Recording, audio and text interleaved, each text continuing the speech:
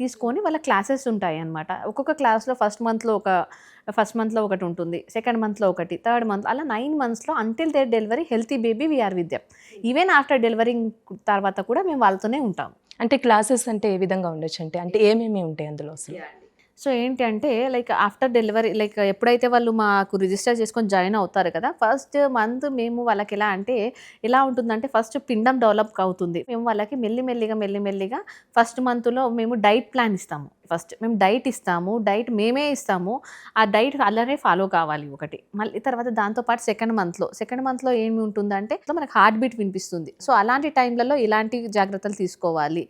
తర్వాత క్లాసెస్ ఉంటాయి. తర్వాత స్లో మ్యూజిక్ అండ్ ఆల్సో స్లోగా స్టాంటింగ్ ఉంటుందండి. ఈవెన్ మ్యూజిక్ కూడా నేర్పిస్తాము. మ్యూజిక్ ఎందుకంటే మనం ఎలాంటి జాగ్రత్తలు తీసుకుంటామో, మనం ఎలా యాక్ట్ చేస్తామో లోపల బిడ్డ కూడా అలానే పెరుగుతుంది అన్నమాట.